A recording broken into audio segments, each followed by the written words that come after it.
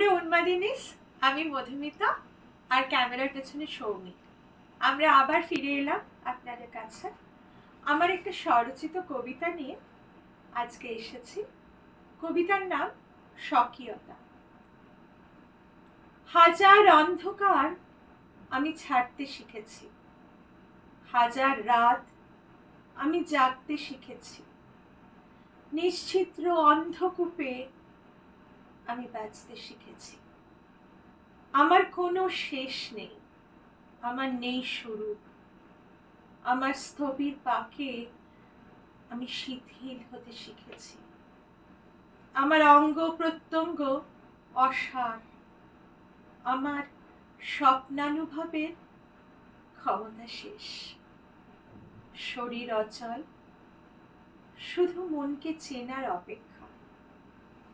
কখনো বা মানসিক জোর নিয়ে স্লথ গতিতে চলা গতিময় পৃথিবী থেকে আমি বঞ্চিত।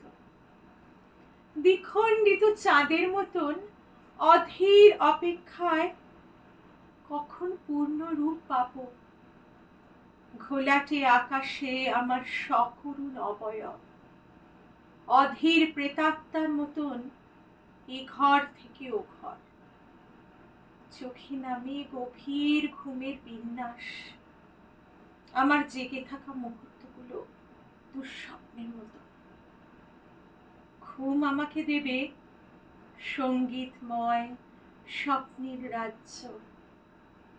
আমি কুয়াশার চাদরে আবৃত, হালকা মেঘপালকের বালিশে আর ফেনিল বিছানায় আমার আত্মরতি আমাকে বহুবার আহ্বান করে আমার যোনির রোমকূপ।